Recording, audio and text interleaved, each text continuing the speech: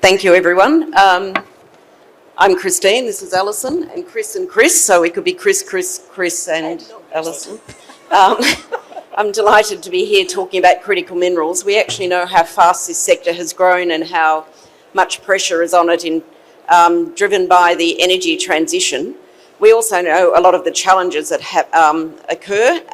What we're going to focus on is the whole life cycle from a quality, value and quality perspective, and I'm going to ask Allison to sort of start off. We're going to focus a bit on what we think the current opportunities are and maybe identify some gaps and opportunities. Sure. Yeah. Yeah, so thanks, Christine. It's great to be here, and hello everyone out in the audience today.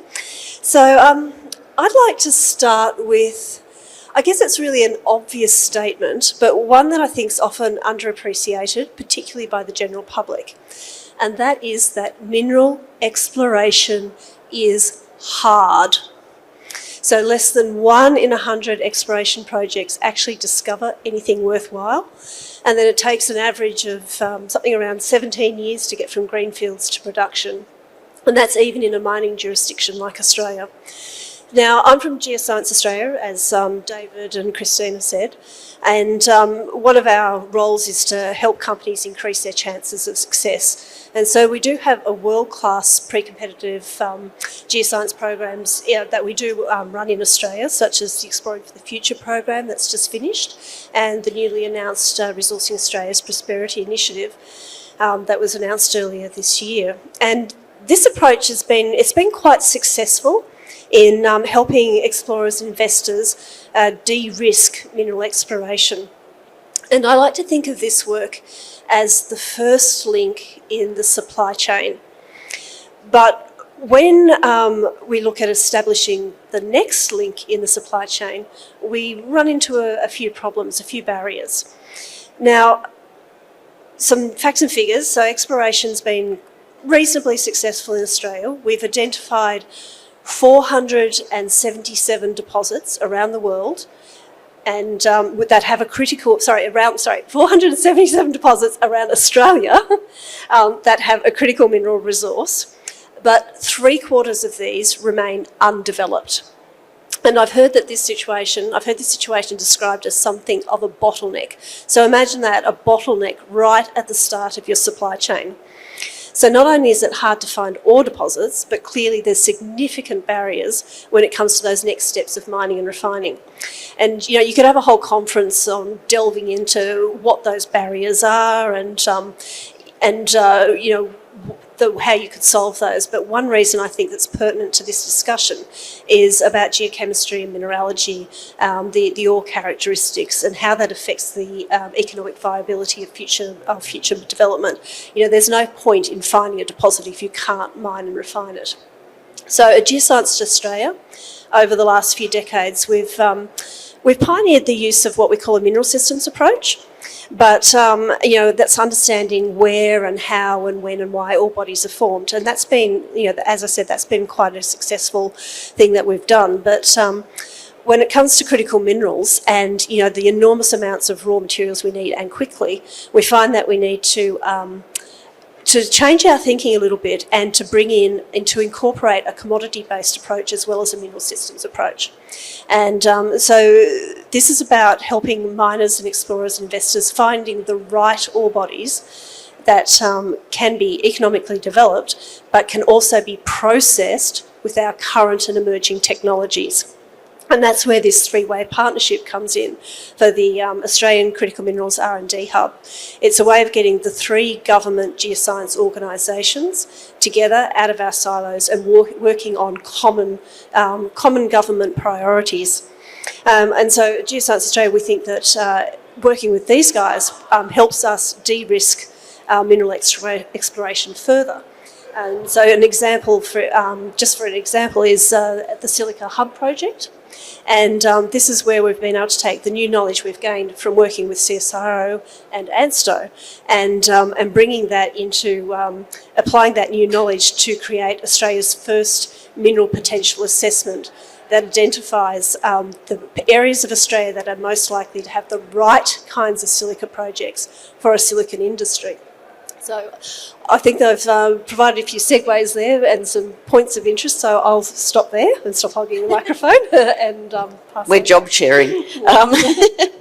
Look, that's a great opening, and we might come back to talk about what we can learn from the past as well, because I'm very aware that when people were going out and exploring, you look for what you're looking for. You know, you're looking for gold, you're looking for particular commodities, and there's an interesting question around kind of mining the kind of knowledge that we've got from the past as well as new exploration. But Chris, developing projects, I mean, Allison's right, she's handballed, we've found it. How do we get them developed? Really good segue there, Allison. For years we have discovered and then not really, let's leave the next step up to other people to figure out how to process it. So connecting the two is really important, particularly in the current climate where we're trying to develop critical minerals projects quickly, and with 16, 17 years being typical discovery to production. And that's just production of a mineral concentrate. It's not actually doing something with it. We really need to speed up. Projects are really interesting. Critical minerals are difficult. They're not necessarily single element. So we do find things like gallium and germanium currently in demand. They're just byproducts. So understanding where we can pick up those byproducts and how we can extract them is really important. We have, I think, a shifting philosophy in CSIRO at the moment that we're not just looking at single elements anymore. And I think one of the really strong examples of that is, Christine, I have to say the Tivan process, where we look at the initial interest there was the vanadium, and the titanium. Well, that's really interesting too. Can we recover that? Turns out we can recover both of those things, and the iron that's left behind could go off to tailings, or it could become a high quality magnetite. So getting more from your ore, I'm sure somebody has used that before somewhere. And so I think the challenge in development these days is looking for what's the maximum value we can get out of this before we create tailings. Yeah, look, I think that multi-value kind of streams out of particular mines is really important. And thanks for mentioning Tivan, No worries. titanium, vanadium, which is, but in fact we're very focused on fluoride as well at the moment. So it's a fast-moving field. I mean, we'll come back to how R&D works with industry in the second kind of part, because developing ideas and kind of finding new pathways, you actually then need to work out how it gets to market and how you work with it. And we could have had a financier up here too, because that's clearly a huge challenge for everyone. But Chris, do you want to talk a little bit about that kind of role of innovation and, from where you sit, how you tackle kind of solving the problems? As soon as you start talking about a multi-commodity resource, the reality is you need to be innovative, right? Yes, you may have accepted flow sheets for one given element, or even a number of those elements within those multi-element resources, but the reality is how they all link together. And certainly for our commercial clients with ANSTO Minerals, this has been their biggest challenge. The biggest challenge is being able to finance the appropriate technical work where you run continuously, not decoupled, and you have real confidence in what is a unique flow sheet. Because if no one else has that type of multi-metallic resource, the reality is you are having to go it alone. What I do see, and it would be great to have a finance person here, because I think I'm just on 20 years in the minerals industry, the reality is I don't see a lot of the financial people that actually get that. All they see is risk. They don't necessarily see the fact that people have de-risked projects. And that's where certainly a lot of our clients have leveraged us as again, I still work for the federal government, even though we're a commercial business unit. They look towards us to try and de-risk by giving confidence in those unique flow sheets. But even with critical minerals, where there's quite a well-defined flow sheet, I do see that there is a disconnect there, and you seem to push the can down the road. So if it's not a bottleneck with resources and it's not a bottleneck with technology, it's a bottleneck with the specifications that you're trying to reach with some of these, high purity concentrates. And if it's not a bottleneck there, it's a bottleneck with offtake agreement. And it would be lovely that, project developers were able to take on more of the supply chain to de-risk the fact that you're waiting on the next person. But that, for a lot of our smaller clients, is just a step too far. And that's where I see governments actually stepping in to try and clear the way a little bit on that front, the Austrades of the world, etc., to do that groundwork. But we don't seem to do it in a real coherent way. Personal opinion. I mean, you've touched on small kind of customers or partners. The critical minerals industry is dominated by, small, if you're lucky, medium caps, some explorers kind of looking to go into development. So there's always a challenge of the capacity to be able to kind of think about how you do a project in a holistic way, knowing that for a whole lot of projects, the ESG kind of element is actually really critical, as well as the pathways that you've been describing around solving technical problems. CSIRO, I think all of you have quite a history of working with the bigger end of industry. And I just wondered whether, any of you have any thoughts about that challenge of how you collaborate.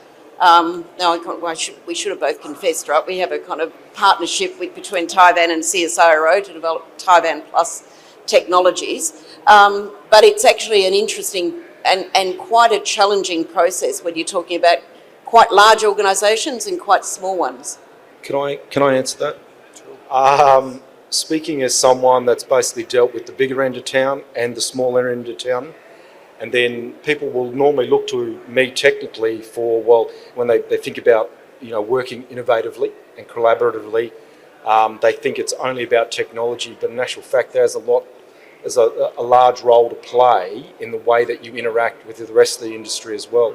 If anything, the bigger end of town is more set in their ways, and probably, although they might have the muscle to push projects forward, they're not as innovative, whereas some of the smaller companies are willing to work with what are potentially competitors. They're willing to engage more with, say, state governments to progress things. They're actually working in a more innovative way than the larger end of town.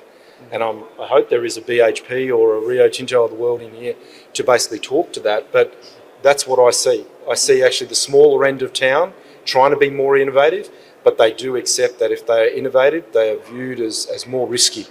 So they're on this knife edge. And I certainly see that the Critical Minerals R&D Hub has a role to play, particularly if it sits within our remits, to be able to basically, be that conduit to show, hey, this isn't a technical risk here. There is still risk, but the reality is they are trying to do things in a systematic way and basically, progress projects in maybe not a traditional way, all right? And if we can support them by taking on, say, some of the technological, innovation that's required, or even if it's just being promotion, a promotive tool for what they're trying to do and how they're trying to do it, then so be it. Yeah. Do you think it pushes collaboration is really what you're talking about rather than a strict kind of consulting customer relationship, which pushes the edges of what is pre-competitive? Because some of this is actually for the good of the sector, even though it might be focused on kind of, particular developments. I wonder, and actually I'll give a shout out to BHP because I chair a small company developing ISR approaches in copper. Well, the Explore program is actually a good example. Yeah. And BHP has been a partner, but it's been a challenge about how such a big organisation partners with a small company. So, Chris, what are your thoughts on how we work together? I was just going to make a comment on the critical minerals industry in general, in that it is dominated by small players and you don't have the massive ones sitting in there, largely because it is a small industry. So when we think about mining, we think about iron ore and $100 billion a year. Critical minerals is really small compared with some of our traditional mining industries. So it is incredibly important that ANSTO, CSIRO, Geoscience Australia and other organisations actually get behind those industries and find pathways for them. So within CSIRO, we're a little bit unlike ANSTO Minerals in that we do have our own sort of little pocket of money that we now focus on critical minerals largely within the minerals business unit, because it's really important that we're doing some of that pre-competitive work so that we're there when a company turns up, so that we can sort of give them that launch pad, so that we're not starting from absolute scratch. So that's the way we tend to try to address that. Yeah, I just wanted to add to what Chris was describing. This Chris, that you described these companies who are doing the right thing in terms of innovation, but they're almost punished for it when it comes to being seen as more risky. So what we're able to do then as government entities getting in behind them gives them that kind of credibility that they need with perhaps overseas investors who see the government role in developing our critical minerals industries is absolutely vital. They won't necessarily take these companies seriously unless they think the government is backing them. Different systems where the government is much more involved in commercial transactions and say we are here where the industry is separate to the government. So we find that with the minerals promotion work that we do at Geoscience Australia and with the state governments as well, that there's not necessarily that understanding that government is separate to industry because it's not in their country. So if we're behind them, then that adds to credibility. One thing, so I'm sort of changing tack a little bit, but we're talking about accelerating critical minerals opportunities, and one thing that I find that small companies also do better than big companies is reporting what they actually have in their projects. And this comes down to it's a governance issue. It's JORC reporting. Under the JORC code, you only have to report what is material to your business. And so your big companies, your BHPs, your Rios, those, what we call, the byproducts, 32 elements that we use in technologies are only produced as byproducts, something like that. Those byproducts aren't necessarily reported by the big companies because it's not material to their business. And so therefore we don't actually know what opportunities we have to actually accelerate those particular parts of the critical minerals sector. Whereas small companies, they maybe see those opportunities for better value from their deposits. And so we may get more information that we can work with as well. I mean, I think when we think about a value chain, or maybe it's not a chain, maybe it's an ecosystem in terms of critical minerals, certainly when you're a small company, you have to find a network of providers and partners and hydrologists and, kind of everything. I often think when people think of supply chain, they think of it in a quite linear, let's kind of go from a tier one down to the very small. But in the critical mineral space, particularly kind of moving R&D into an operational phase and actually getting development on a faster curve, that really is trying to understand and harness and build those resources. And I often think for Australia, yes, the resource itself has value, but we know in the met sector, there is huge value in developing that. And when I think about the critical minerals sector at the moment, there's a lot of aspirational kind of desires.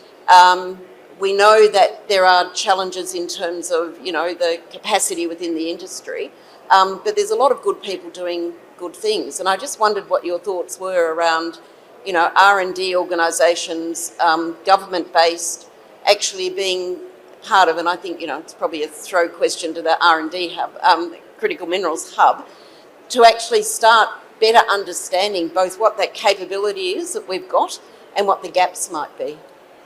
I was going to say, certainly in the current guise of the Critical Minerals R&D Hub, it has a very technical focus, no question. That's what it was designed for. But we are thinking about, well, what is the next iteration of that? And that transcends a lot of those conversations. What's the education piece? How do we bring people along? One of the things that I don't think we've thought about is, well, what are the industries that would transition naturally into, from where they are now into critical minerals. But we are certainly worried about where those people are coming from. It's a common issue, a common concern. If we were even to get 1/10 of the critical minerals value out of the ground and into production, where are the people that are going to come to run these particular plants? Because no disrespect to anyone who works on an iron ore mine, but it is a very different proposition to be an operator on what is a chemical plant. So that for me is something that we aren't addressing, but we would love to as part of the hub. There is an absolute wealth of talent within Australian universities, but unfortunately, again, personal opinion, I think that they're focused in the wrong industries. Particularly our chemical engineering degrees, there are very few that are hydro-based or even hydro and pyro-based. And so ANSTO Minerals itself tries to do its part, but I think that the hub certainly can do more on that particular front, but in combination with universities, for sure. But I think, sorry, suddenly loud.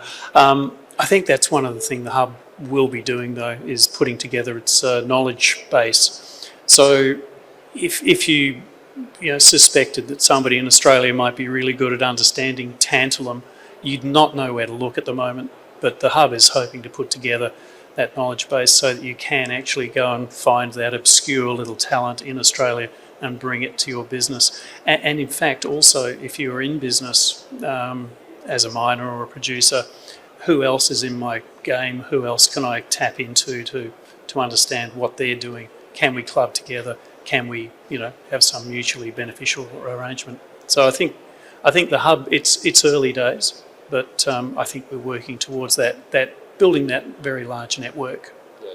Tungsten's another great example, and it is part of the reason why we shoehorned it into one of the Tranche 2 programs. Because if we were in this room, I'll be very surprised if there's anyone who knows anything about, tungsten processing, but we have sensational reserves.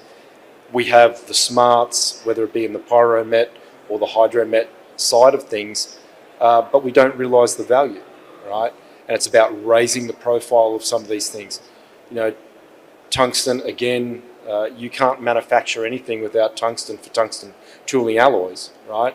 And it has a raft of defence applications. So for me, the hub has the ability to sort of look, and I won't say pick winners, but I will, but look at that and say, you know what, we need to raise the profile of this. And whether or not it's the germaniums, the galliums of the world, or whether it's some of the more obscure things like antimony, as an example, we have the ability to do that. So we're strategically investing. But we all do have to pick winners because we can't do everything. So you're stuck with our winners. I think it's a journey that it's important to have state regulators on as well. Again, I come back to this theme of collaboration and drawing people together, because people both don't know what they don't know, and if it's, processes and things that they've not been exposed to, that becomes risk. And I kind of, maybe the next iteration of the hub, so there's a workforce, skills kind of pathways question. There's also a question around mapping and understanding what the capability is and trying to work out, what the gaps might be. I wanted to actually kind of round off by talking a little bit about going back to finance and thinking about the role that offtake is going to have. Because, it's increasingly feeling to me, having been around the table at a number of discussions with, Japan and Korea and the US and Australia, that there may be drivers that are quite different than the way that the junior end of the industry has been funded, where we spend your life, doing capital raises, going through the pain, and anyone in the room that's on a small cap will absolutely understand what that's like. In fact, Tivan's kind of in the middle of negotiating a joint venture with Sumitomo. And again, you're talking about small players, but a really important resource. And somewhere in the midst of that, there's new thinking about how you join those dots. So I just wondered if you had any thoughts on role of offtake and other players. Yeah, so I've certainly noticed that as well, Christine. So with the promotional work that Geoscience Australia does, and we've done for many decades, we typically found that every time we went overseas, the first question would be, we want an investment-ready project, something that's already about to go into operation and we'll have an offtake agreement, please. And we're finding now that the discussions have become a lot more sophisticated. People are understanding the nuance, that they're more willing to consider moving further upstream and investing in projects at a much earlier stage, much earlier than when they're still exploring. They've found some great prospects. They're willing to put some skin in the game. And so we're finding that it's more sophisticated than just offtake now. People are moving into ownership of that mining company to ensure that they get offtake for their supply chain. Yeah, I mean, our discussions in strategic alliance with Sumitomo happened pre-PFS, right? We had our PFS like 2 months later, which really underscores that. Yeah. But this is a skill set and a knowledge base that it's actually for small players. Like, where do you find that out? If you don't happen to be kind of either in the middle of it or fall over it. Well, that's exactly right, because if you're setting out in the critical minerals industries, it's very different to bulks that go on ships and anybody could buy them. You're actually having to work with a customer who will take it from you. So there's a lot more stringent requirements around quality, grade, whatever. So if you're, for example, setting out to make a battery grade material, you don't look at a spec somewhere and then make it. You actually go and talk to a battery maker to figure out what they exactly want, because they're all a little bit different.